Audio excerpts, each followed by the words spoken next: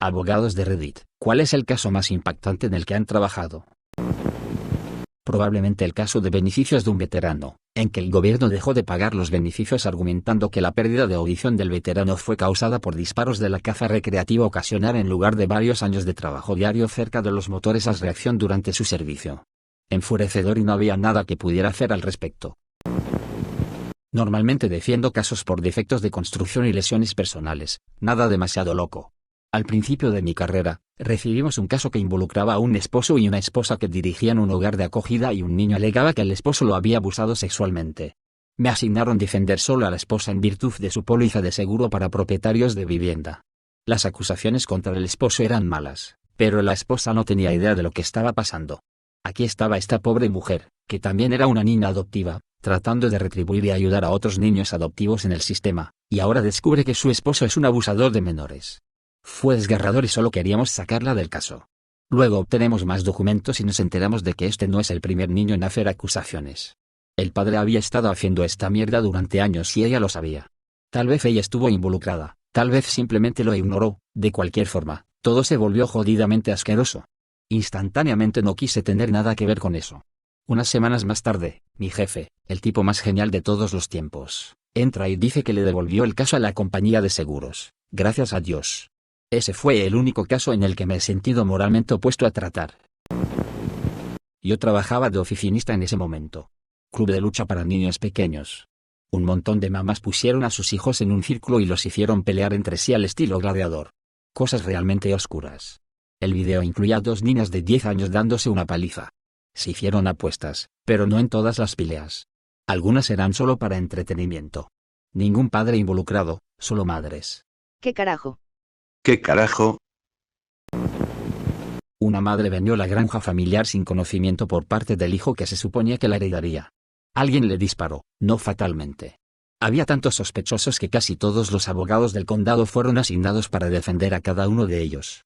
Los forenses finalmente lo redujeron a 2 sospechosos, pero cada uno señaló al otro con tanta firmeza como el tirador que sería difícil convencer a un jurado más allá de una duda razonable de la culpabilidad de cualquiera de los dos.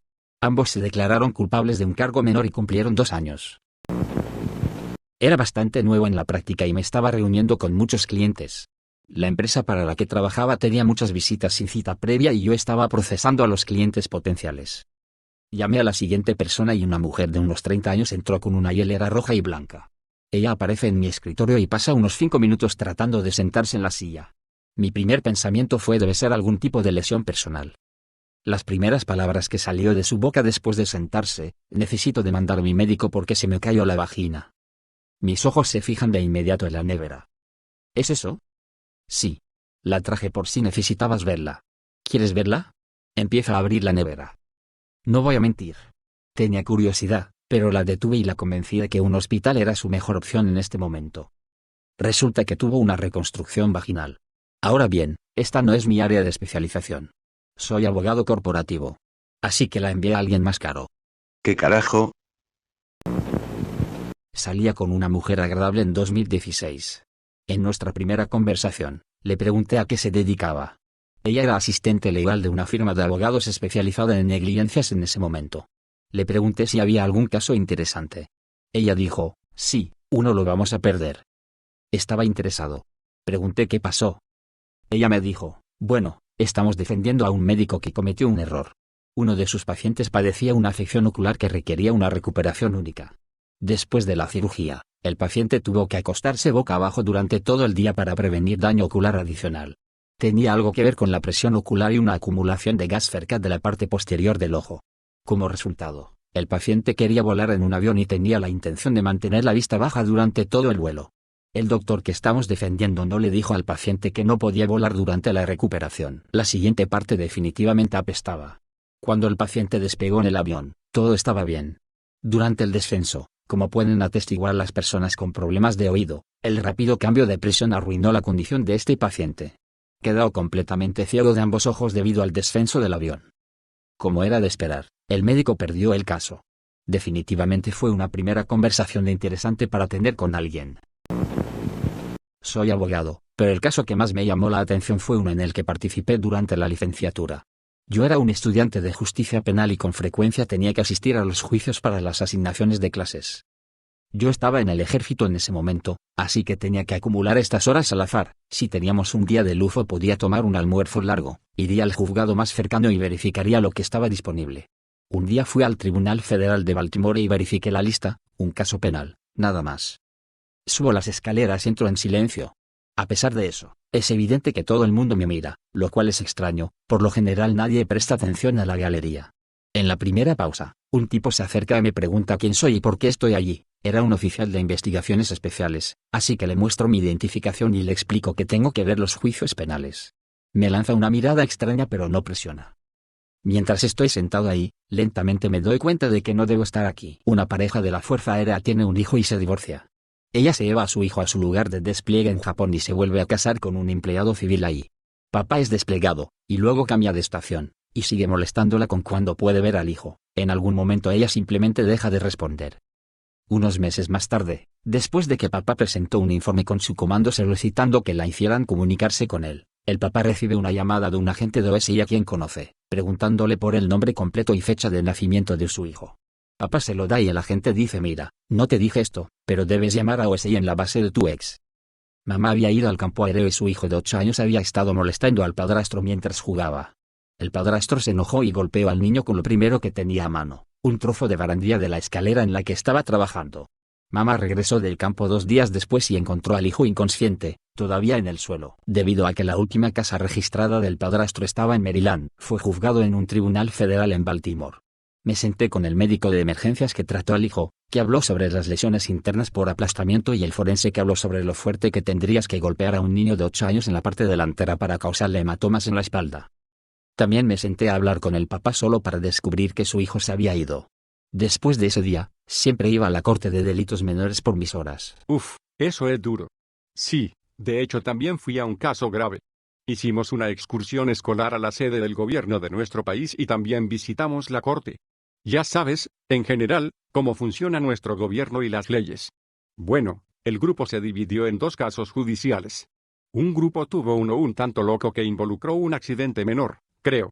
Cosas pequeñas. ¿Sabes lo que nos tocó? 2 hijas demandaron a su padre por conducta sexual inapropiada y violación cuando eran menores. Sí. Pudimos escuchar su versión de él describiendo ciertos actos de tal manera que pueden o no ser sexuales y cosas así. Fue, bueno, incómodo por decir lo mínimo. De hecho, nos pidieron que nos fuéramos, y esto es muy inusual. Estoy seguro de que esto también es cierto en los Estados Unidos, pero los casos que no involucran a menores están abiertos al público en general y, dado que las mujeres eran adultas, ahora el caso era público, y así fue como entramos. Entonces, en realidad nos pidieron que nos fuéramos, porque, bueno, tener que testificar sobre un evento tan difícil mientras 1 o 2 extraños se sientan es una cosa. Sin embargo, es probable que tener más de 50 jóvenes de 16 a 17 años mirándote boquiabierto será un poco diferente. Entonces, sí, nos fuimos, y créanme cuando digo que nadie tenía ninguna objeción.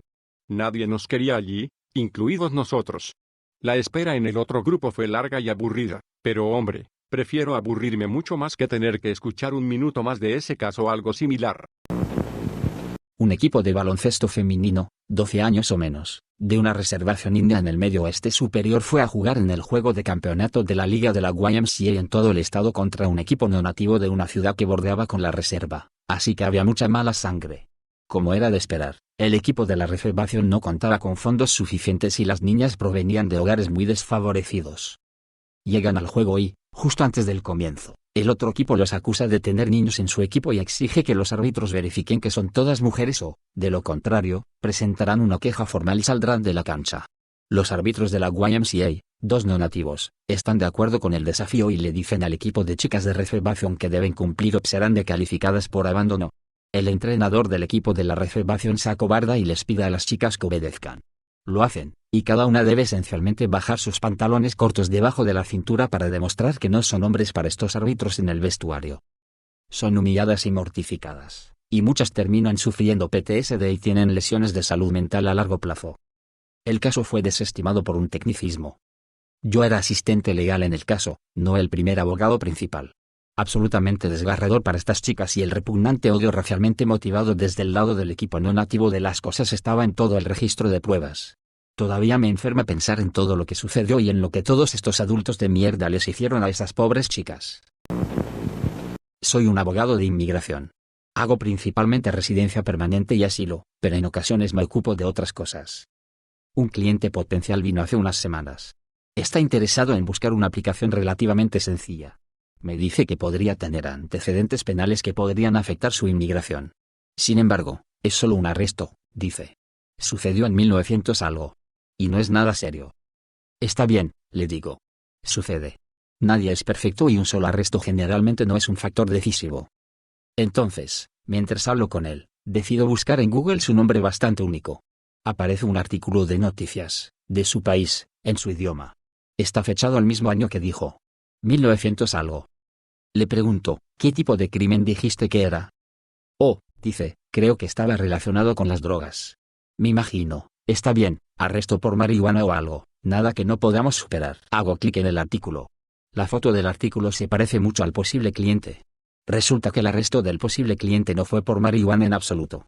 Fue por cocaína. Y no un poco de cocaína. Este tipo fue sorprendido intentando contrabandear X paletas de coca. Debo haber lucido un poco con los ojos saltones, porque el tipo me dio una especie de mirada avergonzada y se encogió de hombros. Le digo al cliente potencial que tal vez deberíamos comenzar presentando algunas solicitudes de la FOIA, solicitudes de la Ley de Libertad de Información, para ver qué surge, y partiremos de allí. Él está de acuerdo, y eso es todo. Verificaré mis sospechas con el registro del gobierno y le haré saber al cliente lo que se puede o no se puede hacer. Basta decir que ser atrapado contrabandeando múltiples paletas de coca no es un arresto insignificante. Pero, nunca se sabe que eso no es cierto, y siempre debe hacer su debida diligencia. No soy abogado, pero trabajé en un tribunal de mediación desviación de ejecución hipotecaria como consejero. Por lo general, eran personas con mala suerte, desempleo o adicciones las que los llevaban ahí. Cosas pesadas pero se volvieron comunes. Un tipo que nunca olvidaré. Él entra y al principio parece un acuerdo estándar de desempleo. Hay programas con compañías hipotecarias con los que lidiar. Era un trabajador portuario, ganaba bastante dinero, pero no había trabajado durante 6 meses y estaba a punto de perder la casa. Le pregunto por su historia y me cuenta que todo empezó hace 20 años. Su hijo mayor estaba en el ejército en Corea en una base de despliegue y su hijo menor estaba en una fiesta de la escuela secundaria en su ciudad. Aparentemente se mete con otro niño sobre una niña, y el niño agarra un tenedor de barbacoa y apuñala al hijo en el cuello. El más joven se desangra antes de que llegue una ambulancia. El hijo mayor está devastado porque no estaba ahí para proteger a su hermano. El padre y la madre terminan divorciándose por el dolor. Pero el hijo mayor regresa, se gana la vida. Tiene un par de niños pequeños y todo parece estar bien. Pero 6 meses antes, simplemente entra a su garaje y se dispara a sí mismo en la cabeza. Deja una nota de que no puede vivir sin haber estado ahí para su hermanito incluso después de todos estos años. Entonces mi cliente entra en un estado depresivo, deja de trabajar, deja de pagar facturas. Simplemente no puede lidiar con el dolor y la destrucción de su familia que emanó ese evento. Lo que lo sacó de casi suicidarse fue que el tipo que mató al hijo menor salió en libertad condicional. Fue y habló en contra de que saliera y luego se dio cuenta de que tenía que vivir para sus nietos. Todavía pienso en ese tipo con regularidad. El dolor es tan jodidamente poderoso que late y destruye si no tienes el apoyo adecuado. No soy abogada, pero trabajo en estrecha colaboración con muchos abogados y veo lo mismo que ellos. Hubo un caso en el que una mujer había sido víctima de trata de personas y fue secuestrada en su país de origen y vendida a una red de prostitución en los EU. Ella escapó, solicitó asilo, le contó al FBI y todo lo que sabía sobre sus secuestradores y los otros que la compraron, poniendo su vida en grave peligro, y le dijeron que eso era todo lo que se necesitaría para que se encargaran de su asilo y residencia permanente. Los cabrones todavía intentaron deportarla. No te preocupes. Ella ganó su caso, pero solo porque uno de los mejores abogados de Nueva York, si conoce a muchos abogados en Nueva York, probablemente haya oído hablar de tomó el caso de forma pro bono. Fue increíble para mí lo duro que luchó hice para que la enviaran de regreso y lo intenso que se volvió ese caso. Obligatorio no es mi historia. Y técnicamente no es un caso en el que trabajó, sino una historia impactante sobre el sistema legal. Así que prepárate para una historia relacionada tangencialmente. Entonces, mi hermano es abogado. Un día, se ve involucrado en un choque tipo T-bone en una intersección. Resulta que el tipo que lo golpeó era del FBI. Aparentemente, Hay un procedimiento cuando un agente del FBI se ve involucrado en un accidente automovilístico. Su castigo es que tienen que trabajar en el papeleo del próximo accidente automovilístico del FBI. Así que mi hermano está hablando con un agente del FBI que trabaja en el accidente y se llevaron bien. Resulta que mi padre y mi tío son exagentes de la ley, por lo que comienzan a hablar sobre los casos en los que han trabajado. El agente del FBI le dice a mi hermano que estuvo en la escena del tiroteo del 97 North Hollywood Bank, que tuvo lugar justo al final de la calle de donde vivía mi hermano en ese momento. Entonces mi hermano directamente le pregunta, esos tipos, ladrones, a los que les dispararon, ¿realmente las ambulancias no llegaron a tiempo? El tipo del FBI lo mira y básicamente le dice, a esas ambulancias y paramédicos no se les permitió acercarse a esos tipos hasta que murieron. Estaba defendiendo a un tipo que fue acusado de robo de propiedad y allanamiento de morada. El fiscal del distrito ofreció un acuerdo de culpabilidad de 18 meses de prisión. Dijo que no podría estar lejos de su familia durante 18 meses. El chico tenía algunos antecedentes y el juicio podría costarle que se ausentara mucho más tiempo, pero insistió en llevarlo a juicio. Hacemos un jurado y llega el primer día de juicio. Sorprendentemente, el fiscal del distrito todavía estaba ofreciendo los 18 meses antes de que comenzara el juicio. La evidencia en su contra fue abrumadora. Se lo dije, pero quería llevarlo a juicio. Pasamos el primer día y el segundo día no se presenta. El juez dijo que termináramos el juicio sin él, a lo que me opuse pero aún lo teníamos. El jurado lo declaró culpable y giró una orden judicial en su contra. Más tarde, ese mismo día, me enteré de que se colgó, durante la noche. Simplemente no podía soportar estar lejos de su familia durante 18 meses. Eso me arruinó por un tiempo. No soy abogado, pero conseguí un trabajo de verano una vez alfabetizando archivos de casos en un bufete de abogados y tirando los archivos que tenían más de 7 años. Esto requirió revisarlos ocasionalmente para encontrar las fechas de cierre. El más triste que recogí fue un chico de 17 años que fue enviado a la cárcel por tener relaciones sexuales con una chica de 14 años. No es que crea que está bien que un chico de 17 años tenga sexo con una chica de 14, eso es realmente presionarlo para decirlo suavemente. Lo que me entristeció fue la forma en que los fiscales consiguieron una confesión. Era una de esas confesiones escritas manipuladas de si escribes una carta de disculpa agradable a sus padres, tal vez podamos hacer que todo esto desaparezca. Fue esta sincera carta que decía, lamento mucho haber hecho pasar a su familia por estas dificultades, no estaba pensando, fue irresponsable, etc. Y tenía esta nota adhesiva sin alma que decía confesado en mayúsculas. Leí muchos archivos de casos interesantes, pero ese fue un puñetazo. El chico fue a la cárcel un tiempo por eso. Responderé por mi amigo abogado porque usó las palabras, este es el caso más jodido en el que he trabajado. Básicamente, mi amigo es fiscal en la oficina del fiscal del distrito y se le asignó un caso de tortura-abuso sexual. El acusado era el padrastro de la niña. El abuso ocurrió desde que la niña tenía 14 años. Ahora tiene 17 años y testificó sobre todas las cosas que hizo su padrastro durante esos 5 años. La parte jodida vino cuando el abogado defensor trató de culpar a la niña por permitir que todo le sucediera y, por supuesto, dado que la niña ahora es una adolescente muy atractiva, usó la defensa de ella era demasiado sexy biológicamente. El padrastro no pudo controlarse. Mi amiga estaba observando al jurado mientras la defensa interrogaba a la niña, y vio tantos asentimientos con la cabeza como si el jurado estuviera de acuerdo con la idea de que una niña de 5º a 8º grado se dejaba volar y torturar constantemente. Afortunadamente, el jurado decidió condenar al padrastro, pero requirió mucho trabajo, en parte de mí como terapeuta de la niña y testigo experto en abuso infantil y protestas tardías, para que el jurado condenara. Creo que tanto mi amigo como yo perdimos un poco la fe en la humanidad ese día. Tanto después de escuchar a la defensa como de ver a ciertos miembros del jurado coinciden con la idea de que un niño consintió en cualquier tipo de abuso. Ahora la niña y yo tenemos que continuar la terapia. Si bien hizo un trabajo increíble al superar el abuso, ahora exhibe síntomas de trauma por testificar en la corte,